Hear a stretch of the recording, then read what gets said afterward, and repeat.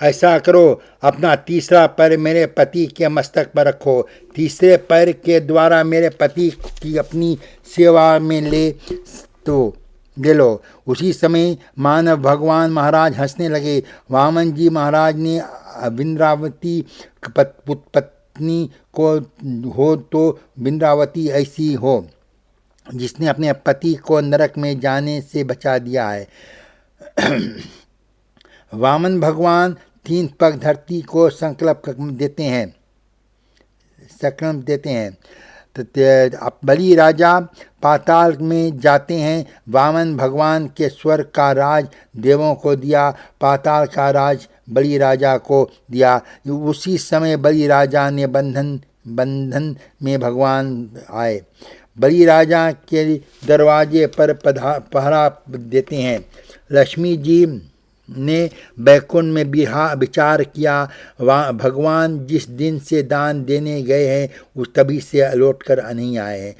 देवर्षि नारद जी को पूछा क्या बात है। देवर्षि नारद जी ने कहा, माता जी, महारानी जी, आप का तो जो पति वह बलि राजा के बंधन में आए हैं, आप जाओ पाताल में उन्हें मुक्त कराओ। लक्ष्मी जी ने सुंदर ब्राह्मणी का रूप धारण बनाया, बलि राजा के यहाँ गई और बलि राजा को कहा, बलि राजा, मेरी ऐसी इच्छा है कि मैं तुझको धर्म की भाई बनाऊं। कोई भी स्त्री किसी पुरुष को भाई, धर्म की भाई बना सकते हैं।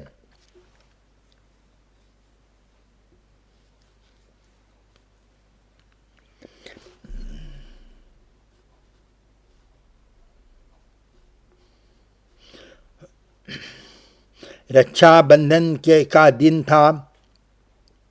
लक्ष्मी जी ब्राह्मणी के रूप में गई थी। पाताल में जाकर बलि राजा को राखी बांधी थे। बलि राजा ने कहा, बहन, आज से तुम धर्म की मेरी बहन हो गई हो। आज रक्षाबंधन का दिन है, तुमने मेरी राखी बांधा है, कुछ तो मांग। लक्ष्मी ने कहा, भैया, मेरे यहाँ सब कुछ है, नहीं चाहिए। मेरे बलि राजा ने कहा, बहन, इस तरह कब काम चलने वाला नहीं है, इस तरह संबंध नहीं रहेगा। अब तुम मेरी धर्म बहन हो गई हो, तुम कुछ तो मांगना ही पड़ेगा। लक्ष्मी जी ने कहा, तेरे देने की बहुत इच्छा है तो भैया, मेरे यहाँ सब कुछ तो है, मेरे यहाँ एक पुरुष नहीं है। मुझको देने की इच्छा है तो मैं तुमको यही मांगती हूँ कि दरवाजे पर जो पहरा दे रहा है उसी पुरुष को मुझको दे दो। बलि राजा ने कहा, जो पुरुष दरवाजे पर पहरा दे रहा है उसका स्थान पर दूसरा पुरुष दे दूँ तो क्या बात है। लक्ष्मी जी ने कहा, मैं समझती हूँ कि मेरा भाई बड़ा कंजूस है, मैं तो मांगता हूँ वह तो देता नहीं है, बातें बनाता है, मुझे कुछ नहीं चाहिए। बलि राजा ने कहा, मेरे धर्म की बहन है। बलि राजा ने कहा, दरवाजे पर जो पहरा दे रहा है उसको तू ले जा।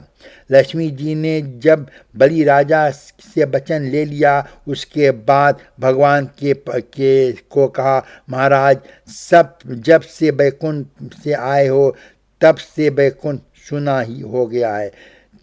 मैंने बलि को भाई बनाया है। बलि ने वचन दिया है कि आपको मुक्त करा लिया है। अब तो बैकुंठ को चलो। भगवान अपने स्वरूप को प्रकट किया। बलि राजा ने कहा, अरे बहन लक्ष्मी, तुमने मेरे साथ कपट किया है। लक्ष्मी ने कहा, भाई, चिंता नहीं करना, मैंने तेरे साथ कपट नहीं किया है, तेरे साथ कृपा की है।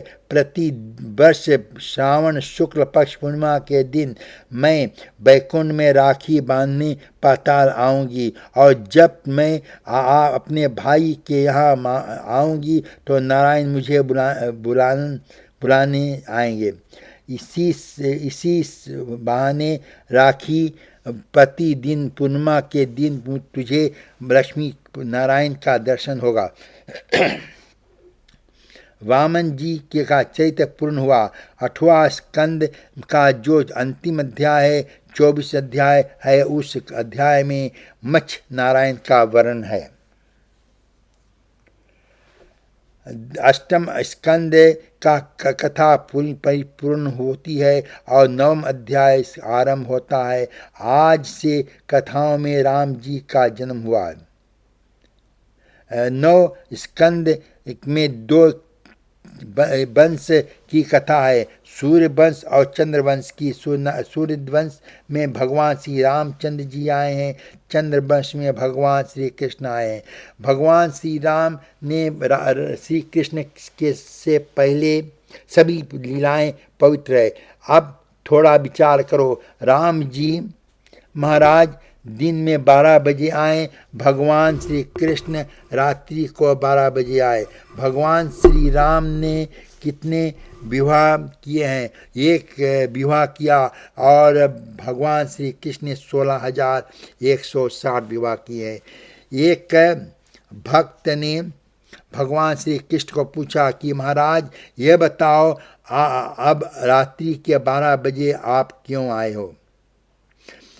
और आप भी श्री रामचंद्र जी की तरह में 12 बजे जाते हैं, तो सभी लोग 12 बजे उत्सव मनाते हैं, फलाहार करते दिन भर आनंद में रहते हैं।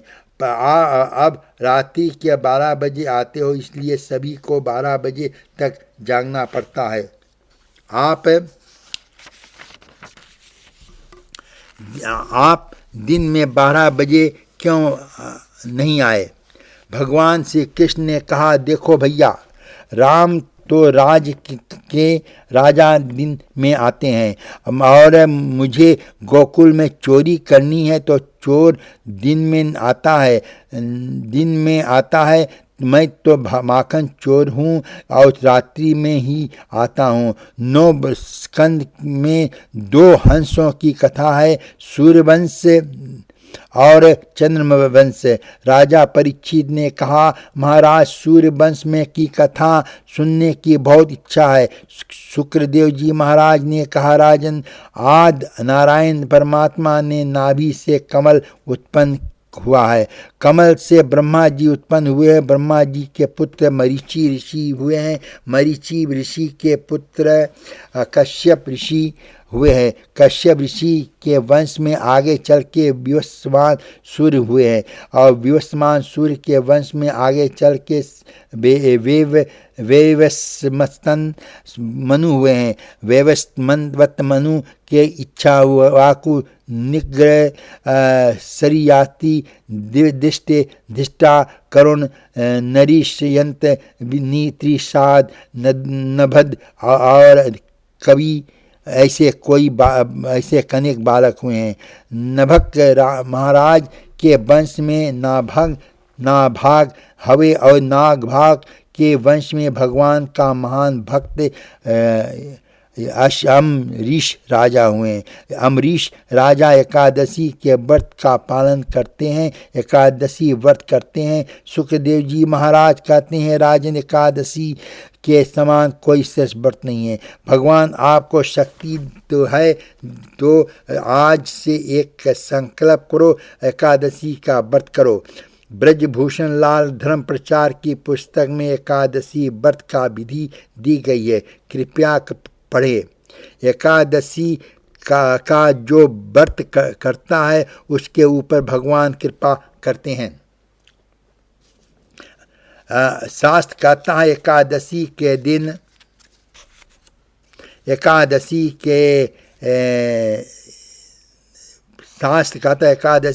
दिन अंत में सभी दोष निवास करते हैं। एकादशी के दिन अन्न खाना नहीं चाहिए। एकादशी के दिन जो अन्न खाता है वह अन्न नहीं खाना, वह पाप खाता है। शास्त्रों में यहाँ तक लिखा है कि एकादशी के दिन घर पर कोई मेहमान आया हो उस मेहमान को अन्न नहीं देना चाहिए। उसको हाथ जोड़कर कहना हमारे घर का एक नियम है कि एकादशी के दिन हमारे घर में अन्न नहीं पकता। अतिथि मेहमान कहे कि तो भी रोटी खाऊंगा, उनसे ने कहना हमारे घर में आज रोटी नहीं पकेगी, आपको एकादशी का व्रत करना ही पड़ेगा। अरे मेहमान नाराज होगा तो नाराज होकर क्या बिगाड़ेगा, आगे नहीं आएगा तो बड़ा अच्छा, बहुत अच्छा है, हमारा धर्म तो नहीं बिगड़ेगा। हाँ, उसको कहो यदि आपको भूख लगी है और वस्तु आपको देने, लेकिन रोटी खाने को नहीं है। एकादशी के समान कोई श्रेष्ठ व्रत नहीं है। 15वां दिन में एकादशी आती है। एक दिन अन्न छोड़ देते तो क्या बिगड़ेगा। आप को बंधन में नहीं बांधने, आपका मन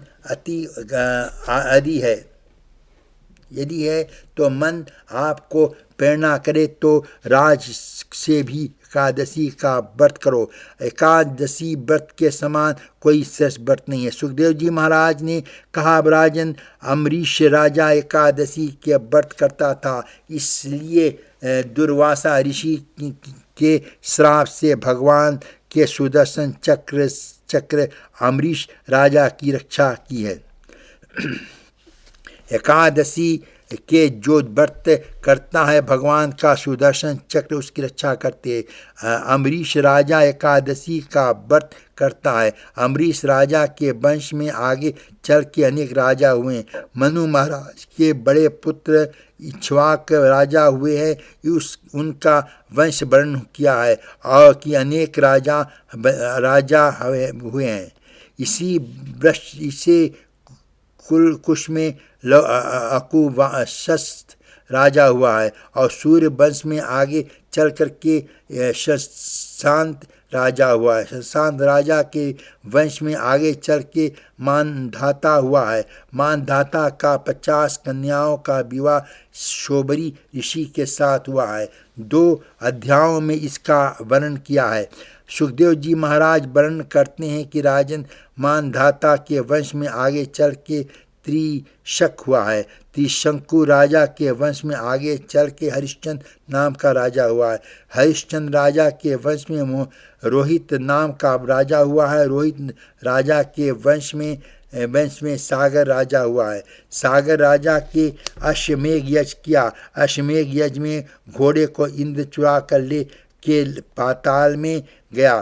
पाताल कपिल मुनि के आश्रम में घोड़े को ले जाकर रखा है। उस घोड़े को खोजने के लिए सागर के अनेक पुत्र जाते हैं। कपिल मुनि ने आश्रम में घोड़े को देखा। सागर मुनि के बालकों ने विचार किया, कपिल मुनि ने घोड़े को चुराया है। कपिल मुनि को मारने जाते हैं। कपिल मुनि का तेज सहन नहीं हुआ। सागर के सभी पुत्र जल गए। सागर ने अपना पौत्र अंशुमान घोड़ा खोजने के लिए भेजा। अंशुमान पाताल में गया, कपिल मुनि को वंदन किया। कपिल मुनि ने कहा, अंशुमान, यह तेरे दादा का घोड़ा है, इसको यहाँ कौन लाया है? मैं नहीं जानता, मेरे पिता मेरे को मारने को आ रहा है। मेरा तेज सहन हुआ नहीं, सभी जानते हैं। गंगा मैया कृपा करे तो इनका उद्धार हो जाएगा। सागर का पुत्र अंशुमान उस घोड़े को लेकर यज्ञ में आए हैं। यज्ञ परिपूर्ण हुआ है। अपने पिताओं का उद्धार करने के लिए अंशुमान ने हजारों वर्ष गंगा जी की प्रार्थना की है और गंगा जी का दर्शन नहीं हुआ। अंशुमान के यहाँ दिलीप हुए हैं। दिलीप ने गंगा जी की प्रार्थना की है, वर्षों तक तप किया है, गंगा जी का दर्शन नहीं हुआ है। दिलीप के पुत्र भागीरथ हुए हैं, भागीरथ के ने वर्षों तक तप किया है, गंगा जी का दर्शन हुआ। भागीरथ ने कहा कि मेरे पूर्वजनों ने उद्धार करो, आप स्वर्ग से पृथ्वी पर नीचे आओ। गंगा माता ने कहा भागीरथ में पृथ्वी पर आने की तैयार हूँ, लेकिन मेरे वेग में कौन सहन करेगा। भागीरथ ने शंकर जी की प्रार्थना की, शंकर जी ने जटाओं को गंगा जी को धारण किया। भागीरथ की प्रार्थना पर शंकर भगवान ने गंगा जी को बाहर निकाला। अनेक देशों को पवित्र करते हुए गंगा का पाताल में गई। सागर भी सभी बालकों को उद्धार किया। सुखदेव जी महाराज कहते हैं, राजन फिर तो भागीरथ का वंश आगे बढ़ा। भागीरथ राजा के वंश में ऋतुपर्ग नाम के राजा हुए हैं और ऋतुपर्ग राजा का वंश आगे बढ़ता है। ऋतुपर्ग राजा के वंश में अनुस्तानु नाम का राजा हुआ है। अनुतानु राजा के वंश में आगे चल के कलमास नाम का राजा हुआ है। कलमास राजा के वंश में आगे चल के असमान नाम के राजा हुआ है।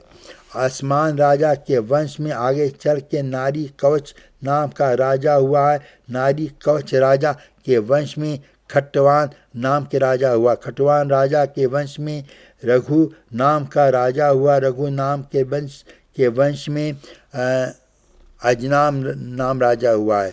अजनाम के राजा के विवाह इंदुमती रानी के साथ हुआ है। उनके यहाँ जो बालक हुआ है उसका नाम हुआ है दशरथ। दशरथ राजा की 3 रानी हैं, कौशल्या, कैकेयी और सुमित्रा। चौथी अवस्था में आ गई। तीनों रानियों के यहाँ कोई बालक नहीं हुआ है। राजा दशरथ व्याकुल होकर गुरु वशिष्ठ के शरण में गए हैं। वशिष्ठ ने कहा, राजा चिंता ना करो, पुत्र यष्टि यज्ञ करो। वशिष्ठ ऋषि ने के कहने पर दशरथ राजा पुत्र यष्टि यज्ञ करता है। यज्ञ भगवान प्रश्न हुए हैं। यज्ञ भगवान प्रकट होकर के वशिष्ठ ऋषि के को हवि देते हैं। वशिष्ठ ऋषि के को कहा कि आप राजा दशरथ को यह हवि का प्रदान करो।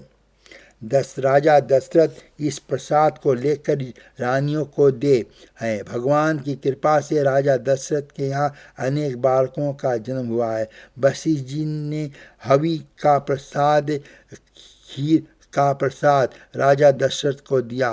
राजा दशरथ प्रसाद को लेकर के घर में आए।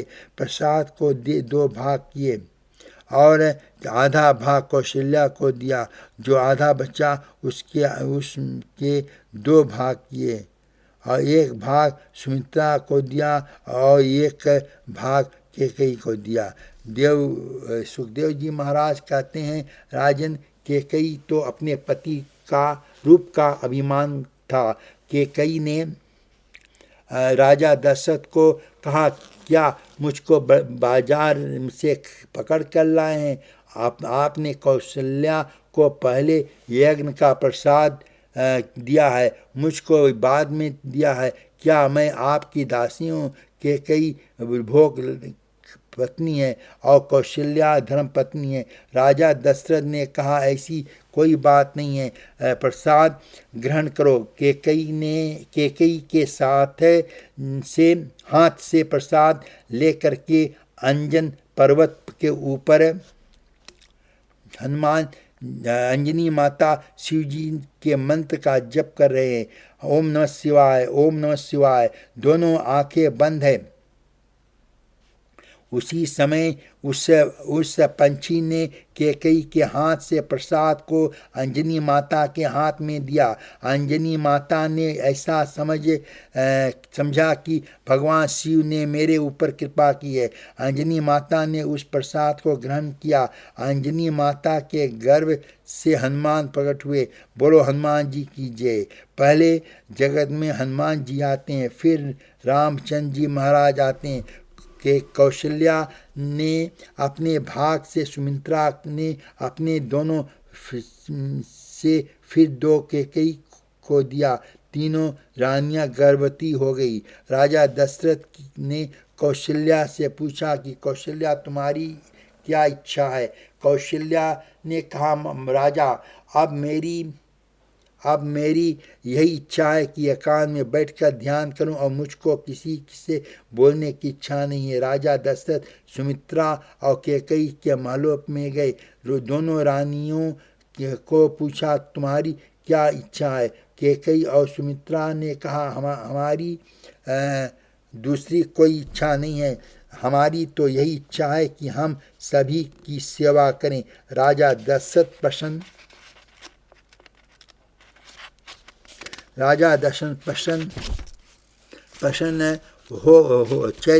होकर चैत्र मास थोड़ा विचार करो। सुखदेव जी महाराज कहते हैं राजन, चैत्र मास शुक्ल पक्ष अष्टमी रात्रि है। रात्रि का अंतिम पहर के दशरथ राजा निद्रा में सोते हैं। आज दशरथ राजा के एक सपन देखा। राजा दशरथ ने सपन में देखा कि आज बड़े बड़े साधु सन्यासी मेरे घर पर आए हैं।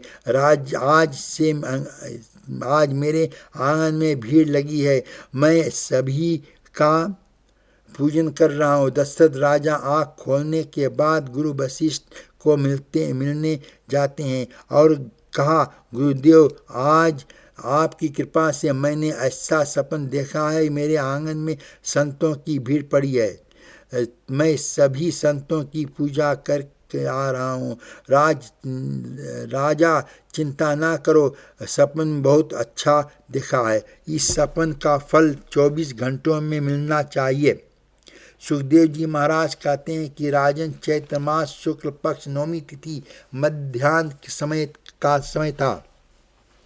आज अभी भी जीत मुहूर्त है, अभी दिशाएं प्रसन्न है, सभी देवता प्रसन्न है और कि भगवान पधारने वाले हैं। राजा अयोध्या में बहुत भीड़ से रही है। सुखदेव जी महाराज कहते हैं कि जिस समय सभी दिशाएं प्रसन्न है थी, उसी समय कौशल्या, सुमित्रा और कैकई के सामने 4 बालक जन्म देते हैं। राम लक्ष्मण भरत शत्रुघ्न प्रकाश से देवता लोग पुष्प बरसाने लगने हैं। श्रीमा जय श्री राम जी की जय। जिस समय भगवान श्री रामचंद्र जी जन्म हुआ उस समय सभी को आनंद हुआ है। अकेले अकेले चंद्रमा को दुख हुआ है। थोड़ा विचार करो, रामचंद्र जी चंद्रमा को देखा और रामचंद्र जी ने कहा, अरे भैया चंद्रमा, मेरे जन्म के समय सभी लोग प्रसन्न हो रहे हैं, होकर नाच रहे हैं, तू क्यों रो रहा है। चंद्रमा ने कहा कि महाराज, आज मैं इसलिए रो रहा हूँ कि आज आप दिन में 12 बजे आए हैं। अपने दर्शन का लाभ प्रथम सूर्य को दिया है। आज सूर्य की नियत बिगड़ गई है। रामचंद्र जी ने कहा, चंद्रमा चिंता नहीं करना, इस रामा अवतार में सर्वप्रथम दर्शन का लाभ मैंने सूर्य को दिया था। अब मैं समझ गया, अब मैं दिन के 12 बजे नहीं आऊँगा और कृष्ण अवतार में दर्शन का लाभ मैं तुझे दूंगा। जिस समय भगवान कृष्ण का अवतार होता है, मथुरा में 3 ही पुरुष जागते हैं। देवकी, वसुदेव, चंद्रमा। सुखदेव जी महाराज वर्णन करते हैं, राजन श्री रामचंद्र जी ने चंद्रमा को कहा, चंद्रमा दुख नहीं करना, मैं सूर्य के सामने अपने नाम को के आगे नहीं रखूँगा, तेरे नाम को मैंने नाम के आगे लगाऊंगा। मुझको लोग राम नहीं कहेंगे, मुझको लोग कहेंगे रामचंद्र। तेरे नाम को मैं अपने साथ लगाऊंगा। राम वह है जो सभी को प्रसन्न करते हैं। रामचंद्र जी का जन्म अयोध्या में होता है। अयोध्या जिसको कहते हैं, थोड़ा विचार करो, जहाँ युद्ध नहीं होता है, जहाँ कभी कलह नहीं होता है, वहाँ भगवान श्री राम पधारते हैं। राम जी की इस कथा में एक संकल्प करो कि हम आप सभी एक अयोध्या बनाएं। कभी अपने हृदय में कलह को नहीं आने देंगे, कभी अपने हृदय में दूसरों के नाम युद्ध की भावना नहीं करेंगे। जिसका हृदय अयोध्या में आता है, वहाँ भगवान श्री राम पधारते हैं। आज अयोध्या में प्रजा आनंद में है, अब आनंद में मगन होकर उत्सव मनाती है। भय प्रगट कृपाला दीन दयाला कौशल्या हितकारी हर्षित महतारी मुनि मनहारी अद्भुत रूप निहारी लोचन अभिरामा तनु घन श्यामा निजया विध भुजचारी भूषण पनमाला नयन विशाला शोभा सिंधु खरारी। दिनों पर दया करने वाले कौशल्या जी के हितकारी कृपालु प्रभु प्रकट हुए हैं। मुनियों के मन को हरने वाले उनके अद्भुत रूप का विचार करके माता हर्ष से भरे हुए हैं। नेत्रों में आनंद देने वाले मेघ के समान श्याम शरीर था। चारों भुजाओं में अपने खास युद्ध धारण किए हुए थे। दिव्य आभूषण और वनमाला पहने थे। बड़े बड़े नेत्र थे। इस प्रकार शोभा के समुद्र था। खर राक्षस को मारने वाले भगवान प्रकट हुए हैं। कहा दो कर जोरे स्तुति तोरी कही विधि करो अनंता माया गुण गानातीत यमाना वेद पुराण भनंता करुणा सुख सागर सब गुण आगर जही का वही सुसुति संता सो मम हित लागी जन अनुरागी भय प्रगट सिर कंता।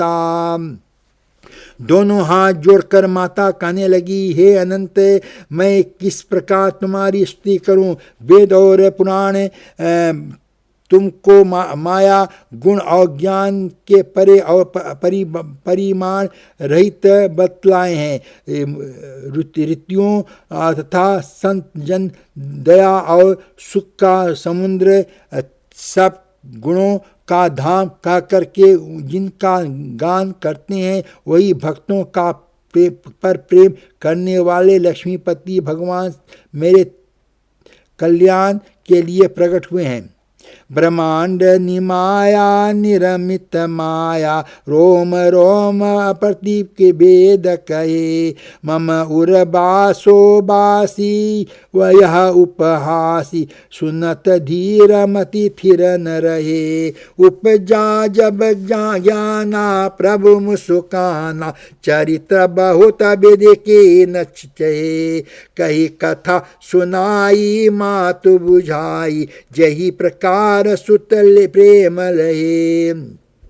वेद कहते हैं कि तुम्हारे रोम में माया के रचे हुए अनेकों ब्रह्मांड के समूह भरे हैं, वे तुम मेरे गर्भ में रहे। हम हंसी की बात से सुनते हैं और धीर विवेकी पुरुषों की बुद्धि भी स्थिर नहीं रहती है, विचलित हो जाती है। जब माता को ज्ञान उत्पन्न हुआ तब प्रभु मुस्कुराए। वे प्रभु पुकार के चरित्र करना चाहते हैं, अतः उन्होंने पूर्व जन्म का सुंदर कथा कहकर माता को समझाया, जिससे उन्हें पुत्र का वात्सल्य प्रेम प्राप्त हो भगवान के प्रति पुत्र भाव हो जाए। माता पुनि बोले स्वमति डोली, तजहु तात यह रूपा, कीजे सुसुलीला अति प्रियशीला, यह सुख परम अनुपा। सुनि बचन सुदाना रोधन ठाना, होई बालक भर सुर भूपा, यह चरित जगा वही हरिपद पावै, ते मन पर ही भकूपा। माता की यह बुद्धि बदल गई। जब वह फिर बोली, हे तात, यह रूप छोड़ करके अत्यंत प्रिय बाल लीला करो, मेरे लिए यह सुख परम अनुपम है। माता का यह वचन सुनकर देवताओं के स्वामी सुजान भगवान ने बालक रूप होकर के रोना शुरू कर दिया। तुलसीदास जी कहते हैं, जो इस चरित्र का गान करते हैं वे ही श्री हरि पद पाते हैं और फिर संसार रूपी कूप में नहीं गिरते।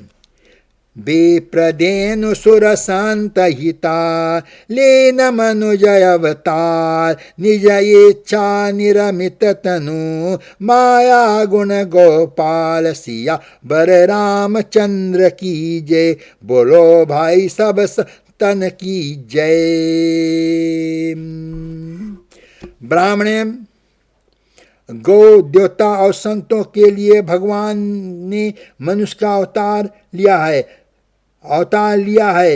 ये अज्ञानमयी मलिग्ना माया और उसके गुण सत्य रज और तम, यह बाहरी और भीतरी है, इंद्रियों से परे हैं। उनका दिव्य शरीर अपनी इच्छा से ही बना है। किसी कर्म बंधन को परदश प्रेम और त्रिगुणात्मक भौतिक पदार्थों के द्वारा नहीं है।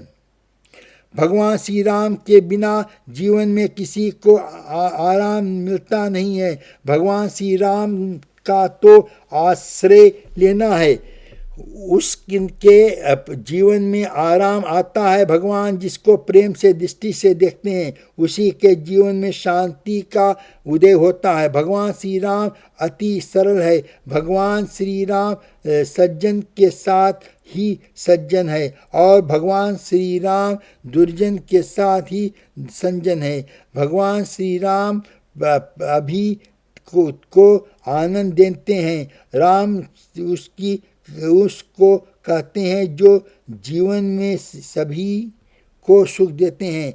जीवन में जो दूसरे को रुलाया है उसको रावण कहते हैं। जीवन में जो दूसरे का प्रसन्न करता है उन्हीं को भगवान श्री राम कहते हैं। श्री रामचंद्र जी भगवान महाराज की धर्मपत्नी है और भगवान श्री कृष्ण को राजनीति है। भगवान श्री राम अयोध्या का राज भवन में प्रकट होते हैं और भगवान श्री कृष्ण कंस के कारागृह में प्रकट होते हैं। भगवान श्री राम धर्म नीति में निवास करते हैं। राजनीति की यह कहती है कि जिस समय शत्रु दुर्बल हो राजा है वह उस समय शत्रु को मार देना चाहिए। जिस समय शत्रु थक जाता है, शत्रु के पास कोई शस्त्र अस्त्र नहीं रहता, उस समय शत्रु का मार देना चाहिए। यह राजनीति का लक्ष्य है। भगवान श्री राम अति सरल है। भगवान श्री राम कहते हैं जिसके हाथ में अस्त्र शस्त्र नहीं है उसके ऊपर अपना धनुष बाण नहीं उठाना चाहिए। भगवान श्री राम की धर्म नीति है। और कहीं कहीं युद्ध में रावण थक जाता है, रावण का रथ टूट जाता है। भगवान श्री राम ने देखा आज धर्म नीति है। कहीं कहीं युद्ध रावण थक जाता है और रावण का थक टूट जाता है। भगवान श्री राम ने देखा आज युद्ध में रावण का रथ टूट जाता है, रावण थका हुआ प्रतीत होता है। राम जी ने हंसकर कहा, रावण कोई चिंता की बात नहीं है, उठो, घर जाकर विश्राम करो और कल प्रातः काल फिर आना, तुम्हारा युद्ध होगा। ऐसा सरल जगत में कौन होगा? भगवान श्री राम अति सरल है। भगवान श्री राम के चरित्र ऐसा है कि जिस चरित्र में रावण भी विश्वास करता है। आप देखें, राम जी महाराज की कथा सुखदेव जी महाराज कृष्ण की कथा से पहले क्यों वर्णन करते हैं? संपूर्ण रामायण में श्री कृष्ण की कथा कहीं नहीं आती है। संपूर्ण रामायण में गोस्वामी तुलसीदास जी महाराज ने वाल्मीकि ऋषि के अन्य महर्षियों के रामायण में राम की कथा का ही वर्णन किया है। कृष्ण की कथा का वर्णन नहीं किया है। श्रीमद् भागवत में कृष्ण की कथा मुख्य है, लेकिन कृष्ण कथा से पहले सुखदेव जी महाराज ने 2 अध्यायों में राम की कथा का राजा परीक्षित को सुनाइए। इसका कारण क्या है? सुखदेव जी महाराज ने कहा, राजन तुमको भगवान श्री कृष्ण की रासलीला में जाना है। रासलीला में उसको आनंद मिलता है जिसकी बुद्धि पर मन का काम मर जाता है। राजा की बुद्धि को निष्काम बनाना है। जिनकी बुद्धि पर काम है उसकी बुद्धि में रामलीला का रस नहीं आता है। सुखदेव जी महाराज ने विचार किया कि राजा परीक्षित राम की कथा सुनेगा, राम की मर्यादा का पालन करेगा, तभी कृष्ण लीला का रहस्य समझ में आएगा। इसलिए सुखदेव जी महाराज श्री कृष्ण कथा से पहले 2 अध्यायों में श्री राम की कथा करते हैं। राम की कथा सुनने और कथा अर्थ है। रामायण पढ़ने का अर्थ क्या है? रावण का जीवन राम के लीला जैसा होना चाहिए। राम जी महाराज जैसा बंधु प्रेम आपको जगत में नहीं देखने को नहीं मिलेगा। राम जी के जैसा बंधु प्रेम होना चाहिए।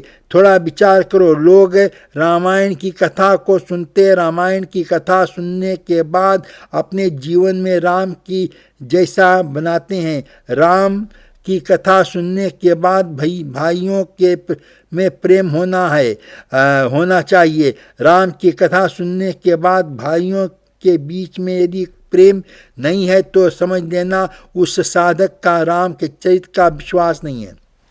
कैकेयी भरत की महाराज को राज्याभिषेक मांगती है। कहीं कैकेयी कौशल्या के पुत्र राम को 14 वर्ष का वनवास मांगता है। रामचंद्र जी महाराज एक बार यह नहीं कहते कि मैं वन में नहीं जाऊंगी। रामचंद्र जी महाराज ने तो कैकेयी के चरणों में वंदन किया है और कहा, माँ मेरा छोटा भाई राजा बने हैं, इसके बढ़ जाने के मेरा जीवन में क्या लाभ हो सकता है। रामचंद्र जी महाराज ने अपने भाई भरत के ऊपर जाकर के किसी कोर्ट की दावा नहीं किया। समाज रामचंद्र जी महाराज यदि चाहते तो भरत के ऊपर दावा नहीं कर सकते थे कि रामचंद्र राजा का बड़ा पुत्र मैं हूँ, मेरे सामने भरत राजा कैसे हो सकता है। रामचंद्र जी महाराज ने अयोध्या का राज छोड़ दिया। सुखदेव जी महाराज कहते हैं कि राम को ना जाने कहाँ का राज मिला है। अयोध्या के राज त्यागने के बाद राम जी महाराज सिंह बैरपुर के राजा हो गए हैं। वन में भील वाली का मारा और सुग्रीव कहता है, राम महाराज आपने हमारे राज के राजा तो आप हो। भगवान श्री राम ने रावण को मार दिया, विभीषण ने लंका का राजा बनाया। विभीषण कहता है, महाराज आप तो मैं तो नाम मात्र का राजा बनो हूँ, इस लंका का राजा तो आप हो। राम जी ने कैकेयी को कहा, मैया इसमें बड़ा लाभ जीवन में क्या है कि मेरा भैया भरत राजा बने और मैं अपने भाइयों का राज सिंहासन पर देखूं। कितना बंधु प्रेम है। राम महाराज बन को जाते हैं।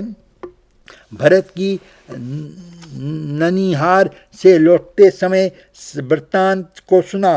तब इस अयोध्या में जो अशांति हुई है इसका मूल कारण मैं हूँ। कैकेयी मैंने कहा, बेटा मैंने तेरे लिए राज विशेष मांगा है। वशिष्ठ जी महाराज कहते हैं, भरत तुम राजा होने की तैयारी करो, तुम राज सिंहासन पर बैठो, हम तुम्हारा राज अभिषेक करेंगे। भरत जी कहते हैं, जिस राजा को मेरे बड़े भाई ने स्वीकार नहीं किया उस राजा को मैं क्या स्वीकार करूँगा। मैया जहाँ भैया राम है वहाँ मुझको ले चलो। भरत जी महाराज राज को स्वीकार नहीं करते हैं और दूसरी ओर दुखी होकर के चित्रकूट में राम को मनाने जाते हैं। भरत जी के मन में ऐसी भावना है, कहीं राम जी के मन में ऐसी भावना न आ जाए कि भरत ने ऐसा विचार किया होगा कि मैं राजा बनूं। जिस राज को रामचंद्र जी ने छोड़ दिया है उस राज को भरत जी भी स्वीकार नहीं करते। दोनों भाइयों में कितना प्रेम है। रामायण की कथा को सुनता है, जो भाई के साथ द्वेष करता है, भाई के साथ युद्ध करता है, समझ लेना वह रामायण के पाठ तो करता है लेकिन उसे रामायण को श्रद्धा नहीं हुआ है। रामचंद्र जी के समान कोई दूसरा उदार होगा नहीं। रामचंद्र जी जैसा औलाद जगत में नहीं देखने को मिलेगा। रामचंद्र जी महाराज अति उदार है। रामचंद्र जी महाराज जैसा एक नारी व्रत का पालन करने वाला उदाहरण जगत में कहीं नहीं देखने को मिलता है। रामचंद्र जी महाराज एक नारी व्रतधर है, एक नारी व्रत का पालन किया है। रावण को मारने के बाद राम जी महाराज का राज्याभिषेक हो गया है। अयोध्या में सुवर्ण सिंहासन में रामचंद्र जी महाराज सीता के सहित विराजमान है। सभी प्रजा को आनंद होता है। एक धोबी को सहन नहीं हुआ। धोबी ने सीता से जी से ऊपर लाछन लगाया। भगवान श्री राम ने अपने गुप्तचरों के द्वारा सुना कि लोग सीता के विषय में अच्छा नहीं बोलते। रामचंद्र जी ने उसी समय मध्यरात्रि के में लक्ष्मण को बताया कि लक्ष्मण को कहा, लक्ष्मण मेरी आज्ञा है, इस अयोध्या में तुम्हारी भाभी सीता के लिए लोग अच्छा नहीं बोलते हैं। इस सीता को यहाँ से ले जा कर के जंगल में छोड़ दो। लक्ष्मण जी को क्रोध आया और लक्ष्मण जी ने कहा, ऐसा जगत में कौन है जो मेरी माता सीता को निंदा करता है। हे भैया, आप आज्ञा दो तो मैं उसको अभी मार दूंगा। भगवान श्री राम ने लक्ष्मण के कंधे पर हाथ रखा और कहा, लक्ष्मण, अयोध्या में किस किस को मारेगा। भगवान श्री राम ने कहा, किस की वाणी को पकड़ेगा। भगवान श्री राम ने कहा, एक धोबी को सज्जा करेगा तो याद रखना अयोध्या में अनेक विरोधी उत्पन्न होंगे। और बहुत से लोग एक शंका करते हैं कि भगवान की सभी लीलाएं तो अच्छी है, भगवान श्री राम ने सीता का त्याग किया, एक गर्भवती स्त्री को मध्यरात्रि से वन में छोड़ दिया, क्या भगवान धोबी को सजा नहीं दे सकते थे? थोड़ा विचार करो, भगवान श्री राम क्या करते हैं? भगवान श्री राम अयोध्या के सुवर्ण सिंहासन पर विराजमान है, एक और सीता जी विराजमान है। श्री रामचंद्र जी दूसरी ओर अयोध्या के प्यारी सजा प्रजा है। रामचंद्र जी महाराज ने विचार किया, अयोध्या के प्रजा के त्याग करूं तो सीता का त्याग करूं, सीता का त्याग करूंगा तो प्रजा सुखी होगी। यदि प्रजा को दंड देता हूँ तो रानी सीता को प्रसन्न करता है तो अयोध्या के प्रजा को दुख होती है। राम जी महाराज ने विचार किया, राजा का जीवन किसी रानी को प्रसन्न करने के लिए नहीं है, राजा का जीवन एक प्रजा को सुख देने के लिए है। भगवान श्री राम ने विचार किया कि हम दोनों पति और पत्नी सुख सहन करेंगे, सुख सहन करने करके मैं भी प्रजा को सुख देंगे। भगवान श्री राम ने कहा, लक्ष्मण मेरी आज्ञा है, रथ तैयार करो, दूसरे किसी को साथ में ले जाकर नहीं है। लक्ष्मण तुम स्वयं रथ में ले जाओ और सीता को जंगल में छोड़ देना। लक्ष्मण जी ने कहा, भैया भाभी सीता को वन में देखा सुख दुख होगा, अकेले वन में सीता जी रहना अच्छा नहीं है, आप आज्ञा करोगे तो मैं सीता की वन में सेवा करूं। रामचंद्र जी ने कहा, लक्ष्मण ये संसार भी लक्षण है, मेरी आज्ञा है सीता की सेवा ना करो, तुम नगर में को लौट कर आना, इस संसार अति विचित्र है। उसी समय लक्ष्मण जी ने रथ तैयार किया और रथ में सीता जी को विराजमान है। लक्ष्मण सीता को वाल्मीकि के आश्रम के समीप ले गए। मध्य रात्रि में रथ वाल्मीकि ऋषि के समीप आता है। लक्ष्मण जी रथ के नीचे उतरे, लक्ष्मण जी रोने लगे। सीता जी ने कहा, लक्ष्मण क्या बात है, तुम रोते हो? लक्ष्मण ने कहा, भाभी भैया ने आपको त्याग किया है। सीता जी ने कहा, लक्ष्मण क्यों चिंता करते हो, कोई दुख की बात नहीं, आज तक मैं तुम्हारी भाई की सेवा करती थी, लक्ष्मण भाई का ध्यान रखना। राम जी सीता जी का त्याग किया। सीता जी ने कभी राम से यह नहीं कहा कि आप हमें त्याग करते हो। वाल्मीकि के आश्रम में सीता जी निवास करते हैं। 2 बालकों को जन्म देती है। लव और कुश, आप सभी कथाओं को जानते हो। दोनों बालक बड़े हो गए। वाल्मीकि ऋषि ने सीता के दोनों बालकों को रामायण की कथा का याद कराई। लव और कुश अयोध्या में गलियों में राम की कथा सुनाते हैं। लक्ष्मण जी ने भरत जी को राम जी के कथा महाराज दो ऋषि बालक ब्रह्मचारी बालक के सुंदर रामायण कथा का वर्णन करते हैं। हमारी ऐसी इच्छा है कि उस कथा का आप भी श्रवण करें। रामचंद्र जी महाराज ने लव और कुश दोनों को अपनी सभा में बुलाया। सभी सभा के मध्य में कहा, रामायण की कथा का गान करो। वाल्मीकि ऋषि ने कहा, शिष्य लव और कुश रामायण की कथा का गान करते हैं। राम राज्याभिषेक तक राजा रामायण की कथा का गान किया। राम जी की कथा बहुत अच्छी लगती है। रामचंद्र जी ने कहा, राम राज्याभिषेक से आगे कथा हम नहीं करेंगे। रामचंद्र जी महाराज लव कुश को बोलते हैं कि प्रेम से सुनते हो। रामचंद्र जी ने कहा, लक्ष्मण इनका परिचय पूछो। लक्ष्मण ने परिचय पूछा। लव कुश ने कहा, हम इतना ही जानते हैं कि हम वाल्मीकि के शिष्य हैं। एक रामायण में ऐसा वर्णन आता है कि लव और कुश अपना परिचय स्वयं नहीं दिया है। लव कुश ने कहा, हम इतना जानते हैं कि हमारे गुरु वाल्मीकि ऋषि है। उसी समय लक्ष्मण जी ने पूछा, यह तो सभी जानते हैं आप वाल्मीकि ऋषि के शिष्य हैं, लेकिन राजा राम को यह जानने की इच्छा है कि आप उनके माता पिता कौन हैं।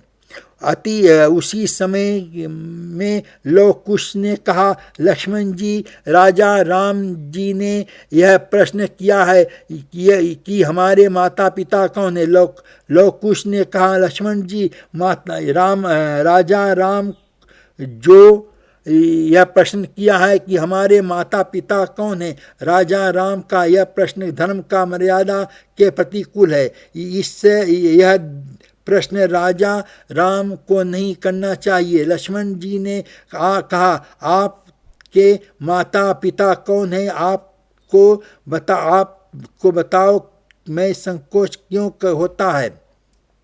लव कुश ने कहा, लक्ष्मण जी, हम ब्रह्मचारी हैं। हमारे माता पिता कौन भी हो, लेकिन राजा राम को ऐसी प्रश्न नहीं पूछना चाहिए।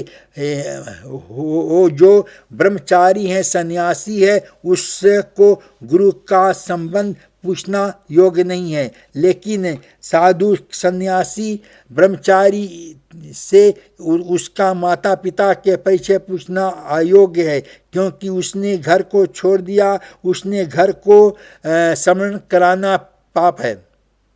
लव कुश ने कहा, हमारे माता पिता कोई भी होंगे। राजा राम को जानने की क्या इच्छा है। राजा राम यज्ञ करते हैं और उस यज्ञ में सुवर्ण की सीता एक सुंदर कारीगर ने बनाई है। लव कुश वाल्मीकि आश्रम में के समीप आए हैं। वाल्मीकि आश्रम के समीप गुरु जी का दर्शन हुआ। गुरु जी के चरणों में वंदन किया। लव कुश दोनों भाई सीता से मिलने आ जाते हैं। सीता माता को कहा, भैया, तुम अयोध्या में राजा राम के यहाँ रामायण की कथा करने गए थे। राजा राम एक बहुत बड़ा यज्ञ करने वाले हैं। जिस समय सीता ने सुना रामचंद्र जी यज्ञ करते हैं, सीता जी के मन में दुख हुआ। और धर्म शास्त्र में लिखा हुआ है, कोई पुरुष स्त्री के बिना यज्ञ नहीं कर सकता। क्या रामचंद्र जी महाराज ने दूसरा विवाह किया है? सीता जी के मन में थोड़ी शंका हुई। उसी समय लव कुश ने कहा, भाई मैया, राजा राम यज्ञ तो करते हैं। उस यज्ञ में राम जी के समीप एक सुवर्ण की सुंदर स्त्री है। मैया, उसका शरीर तुम्हारे जैसा लगता है। सीता जी को मन में विश्वास हुआ कि राम ने स्त्री का त्याग तो किया है, राम ने सीता का त्याग नहीं किया है। रामचंद्र जी महाराज समान एक नारी व्रतधारी जगत में कोई हुआ नहीं है, कोई होगा नहीं। राम जी महाराज का मन सीता के सिवाय जगत में सभी स्त्रियों का भाव मात्र रखता है। सीता जी का मन राम जी के सिवाय किसी को जानता नहीं है। राम जी के समान कोई उदार हुआ नहीं है। राम जी का ऐसा सुंदर चरित्र जिस चरित्र में रावण का विश्वास करता है, रावण मानव का चरित्र ऐसा होगा जानी चाहिए जिसमें आपका शत्रु भी विश्वास करे। आप थोड़ा विचार करो। आप सभी जानते हो जिस समय भगवान ने मेघनाथ को मार दिया, मेघनाथ की पत्नी सुलोचना सती होने जा रही थी। मध्यरात्रि समय सुलोचना रावण के दरबार में गई। रावण से कहा, सुलोचना मध्यरात्रि में यहाँ क्यों आई हो? सुलोचना ने कहा, महाराज मेरे पति को भगवान ने मार दिया है, अब मैंने ऐसा निश्चय किया है कि मैं सती हो जाऊंगी। रावण ने कहा, सुलोचना तुम्हारा यह विचार अच्छा है, लेकिन सती होने से पहले मेरी एक प्रार्थना है, तो उसको स्वीकार करोगी, तुम सुख पाओगी। याद रखना, सती होगी तो तुम्हारा जीवन सुंदर हो जाएगा। सुलोचना हंसने लगी। सुलोचना ने कहा, महाराज आप क्या कह रहे हैं? जिसकी नारी का आपने अपहरण किया है, जिसकी नारी को आपने चुरा कर लंका में लाए, उन भगवान राम के दरबार में आप मुझको भेज रहे हैं। रामचंद्र जी महाराज ने कहा, मुझको बांध लिया तो क्या हुआ? रावण कहता है, सुलोचना ध्यान रखना, रावण का काम है पर नारी हरण करना, और राम का काम है पर नारी को माता समझना। राम किसी नारी को हरण नहीं करता है। रावण ने कहा, सुलोचना जिस दरबार में ब्रह्मचारी व्रत करते हैं वाले वैसे हनुमान जी भक्त हैं। जिस दरबार में उचित मंत्र देने वाले सुग्रीव ऐसे मंत्री है, उस दरबार में कभी अन्याय नहीं हो सकता है। सुलोचना मुझे रामचंद्र चरित्र का विश्वास है। तुम सती होने से पहले राम जी के दर्शन करो। सुलोचना राम जी का दर्शन करते हैं। रामचंद्र जी के समान कोई उदार हुआ नहीं है। राम जी महाराज अति उदार हैं। आप सभी जानते हो, जिस समय रावण का छोटा भाई विभीषण राम जी के शरण में आया, उस समय राम जी महाराज ने सुग्रीव को कहा, सुग्रीव यह रावण का छोटा भाई विभीषण है, मेरी शरण में आया है, तुम जा करके समुद्र का जल ले आओ। सुग्रीव जी जल ले आए। समुद्र के जल से रामचंद्र जी ने विभीषण का तिलक किया और विभीषण को ये कहा, विभीषण आज से मैंने तुमको लंका का राजा बना दिया है। जिस समय रामचंद्र जी विभीषण को लंका का राजा बना दिया है, जिस समय राम जी ने विभीषण को लंका का राजा बनाया, सुग्रीव को अच्छा नहीं लगा। सुग्रीव जी ने कहा, महाराज आप क्या कर रहे हो? आज विभीषण रावण का छोटा भाई आपकी शरण में आया है, तो हो सकता है आप कल रावण की बुद्धि सुधर जावे। तो रावण जब तुम्हारी शरण में आएगा तो रावण को आप कहाँ का राजा बनाओगे? राजा भगवान श्री राम ने कहा, सुग्रीव चिंता क्यों करते हो? सुग्रीव याद रखना, राम जो करते हैं उसका जीवन में पालन भी करते हैं। राम जो करते हैं उसके जीवन में उतारते भी है। मैंने विभीषण को लंका का राजा बना दिया है। सुग्रीव तुम्हारे कहे अनुसार यदि कुल रावण मेरी शरण में आएगा तो रावण को मैं अयोध्या का राजा बना दूंगा। भैया भरत और शत्रुघ्न को वन में बुला लूँगा और हम चारों भाई वन में रह करके तप करेंगे। अयोध्या का राजा रावण को बना देगा। इसीलिए गोस्वामी तुलसीदास जी ने राम के समान उदार कौन होगा जो शत्रु को राजा बनाने के लिए तैयार है। शास्त्र कहता है कि जीव को मान को भूख है और जीव सब कुछ भोगता चाहता है। जीव यह जानता है कि सब कोई मेरा मान करे। मान जीव को भूख है। आपसे हो सके तो सभी को मान देना। मान देने का अपमान क्या होता है? दूसरे को जो मान देता है उसको ऊपर भगवान कृपा करते हैं। भगवान श्री राम ने कहा, सुग्रीव रावण मेरी शरण में आता है तो रावण को मैं अयोध्या का राजा बनाऊंगा। राम के समान कोई उदार हुआ नहीं है। राम के समान कोई उदार होगा नहीं। इसीलिए गोस्वामी तुलसीदास जी ने लिखते हैं कि राम जी के महान कौन उदार होगा। रामायण भगवान राम श्री राम अयोध्या में पधारे। अयोध्या उसको कहते हैं जहाँ कभी युद्ध नहीं होता, जहाँ कभी कलह नहीं होता। श्री भक्त को सभी काल अयोध्या में रहना चाहिए। अयोध्या में रहने का अर्थ क्या है कि हम सभी लोग पर छोड़ करके अयोध्या में जाकर के रहे तो अयोध्या में भीड़ हो जाएगी। अयोध्या में जो साधु संत सनंत राम और राम राम का जाप करते हैं उनमें भजन में विषेक होगा। अयोध्या में राजा अच्छा है। अयोध्या में जाना अच्छा है। उसमें अच्छा यह है कि हम अपने हृदय को अयोध्या बनाएं। हृदय को अयोध्या बनाने का अर्थ क्या है? कभी किसी की प्रति बुरा भाव नहीं रखना। हृदय में अयोध्या बनाने का अर्थ क्या है? कभी किसी से झगड़ा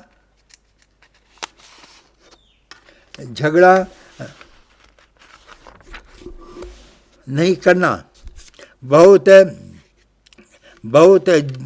जीवन बहुत छोटा है।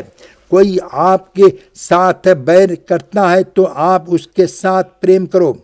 संत उसको कहते हैं जो बैर का बदला प्रेम से लेते हैं। रामायण में कथा आती है, जिस समय रावण का वध हो गया, हनुमान लंका में सीता जी के पास पहुँचे। हनुमान जी ने सीता के चरण बंदन किया। सीता जी ने कहा, बेटा तू मेरे को बंधन करता है, आज मैं तेरे के लिए क्या करूं? बेटा हनुमान रामचंद्र जी का संदेश लाकर के मुझको दिया। मेरा संदेश ले जा कर के राम को दिया। बेटा मैं तुझको कभी उधरनी नहीं कर हो सकती है। आज मैं तेरे लिए क्या करूं? हनुमान जी ने बार सीता को बंधन करते हुए उसी समय सीता जी ने आशीर्वाद दिया कि बेटा जगत में जितनी ऋषि और सिद्धि है वो सब मेरे पास में रहेगी। तेरी जो उपासना करेगा उसके जीवन में तेरी कभी दुख नहीं होगा। सीता जी ने आशीर्वाद दिया। अष्ट सिद्धि जो निधि के दाता है, अस बर दीन जान की माता। हनुमान जी ने कहा, माता जी आशीर्वाद क्या होता है आज तक नहीं जाना था कि अब मैं समझ जा कि आशीर्वाद किसको कहते हैं। एक आशीर्वाद तो आपने अपनी ओर से दे दिया और एक दूसरी आशीर्वाद में अपनी ओर से मांगता हूँ, मुझे दे दीजिए। सीता जी ने कहा, कौन सा आशीर्वाद चाहते हो बेटा? हनुमान जी ने कहा, माता जी, जिस समय इस लंका में भगवान श्री राम जी की दी हुई मुद्रिका लेने आया था, मैंने वृक्ष के पर बैठकर देखा था। लंका में जितने निशाचारी हैं सभी आपको दुख देते रहे। भगवान श्री राम मर्यादा पुरुष हैं। भगवान श्री राम सभी राक्षसों को तो ताड़ दिया है, राक्षसों को तो मार दिया है, लेकिन भगवान श्री राम ने निशाचरियों को नहीं मारा है। इसलिए दूसरा आशीर्वाद मैं मांगता हूँ कि आप मुझको आज्ञा करो, एक क्षण में मैं सभी राक्षसियों को मार डालूं। सीता जी ने हंसने लगी। सीता जी ने कहा, बेटा, ये ऐसा विचार कभी करना नहीं। बेटा, जब तक रावण था तब तक राक्षसी ने मुझको दुख देती थी। रावण के मर जाने के बाद मुझको दुख नहीं दे रही, बल्कि मेरी स्तुति करती थी। बेटा, तू राम का बालक है, राम का सेवक है। सेवक वह है जो बैर का बदला प्रेम से लेता है। सेवक उसको कहते हैं जो अपमान को बदला मान से लेता है। शास्त्र कहता है, जीवन में बुरी भावना का त्याग करो। बुरी भावना का त्याग नहीं वही कर सकता है जो श्री रामचंद्र जी के चरित्र का विश्वास करता है। भगवान श्री राम का अयोध्या में प्रकट हुए। भगवान श्री राम, लक्ष्मण, भरत और शत्रुघ्न चारों भाई बड़े होने लगे। चारों भाई गुरु जी के यहाँ विद्यायन करने जाते हैं। रामचंद्र जी महाराज गुरु की सेवा करते हैं। गुरु सेवा के बिना विद्या सफल नहीं होता। चारों भाई विद्या अध्ययन करते हैं। धीरे धीरे राम, लक्ष्मण, भरत, शत्रुघ्न बड़े होने लगे। इस ईश्वर विश्वामित्र अपने आश्रम में यज्ञ करते हैं। मारीच, सुहांतु, विश्वामित्र ऋषि के यज्ञ में भिन्न दान करने आते हैं। सुखदेव जी महाराज ने कहा, राजन, विश्वामित्र का समझ गए कि भगवान श्री राम का अवतार हुआ है। भगवान श्री राम मेरे यज्ञ में पधारे हैं तो मेरा यज्ञ सफल होगा, तभी तो राक्षस मारेंगे। विश्वामित्र ऋषि अयोध्या में आए। दशरथ के महलों में प्रवेश किए। राजा दशरथ के यहाँ, महाराज, आपकी क्या आज्ञा है? मैं आपकी क्या सेवा करूं? विश्वामित्र ऋषि ने कहा, राजा, मेरे यज्ञ में मारीच, सुहाऊ विघ्न करते हैं और मैंने सुना है कि महाराज की शरीर से प्रिय प्राणी के प्रिय जगत में कोई वस्तु नहीं है। आपकी आज्ञा तो हो तो एक क्षण मैंने आपके प्राणों को दे सकता हूँ, लेकिन राम को नहीं दे सकता हूँ, क्योंकि राम मेरी आँखों का तारा है। राम मुझको प्राणों से प्यारा है। उसी समय विश्वामित्र ऋषि ने थोड़ा क्रोध किया। दशरथ राम का अवतार जगत का कल्याण के लिए हुआ है। वशिष्ठ ऋषि ने कहा, विश्वामित्र, क्रोध करने का क्या होगा, शांति रखो। वशिष्ठ ऋषि ने कहा, राजा दशरथ, राम अब बड़े हो गए हैं। विश्वामित्र ऋषि की ऐसी इच्छा है कि यज्ञ में के बहाने राम की विवाह भी होगा। तेरे घर में सुंदर बहू भी आएगी, इसलिए राम जी को विश्वामित्र की सेवा में भेज दो। राजा दशरथ ने कहा, महाराज, यदि ऐसा बात है तो मैं अभी भेजने को तैयार हूँ। राजा दशरथ श्री राम लक्ष्मण को बुलाया और राम लक्ष्मण का हाथ अपने हाथ में लिए। विश्वामित्र ऋषि राम लक्ष्मण को लेकर अपने आश्रम में आते हैं। आगे आगे विश्वामित्र चलते हैं, पीछे पीछे जगत पिता भगवान श्री राम चलते हैं। चलते हैं। थोड़ा विचार करो, रामचंद्र जी महाराज विश्वामित्र के पीछे चलते हैं। यह श्रीमद् भागवत अमर कथा पंडित ब्रजभूषण लाल सिडनी ऑस्ट्रेलिया द्वारा प्रवचन।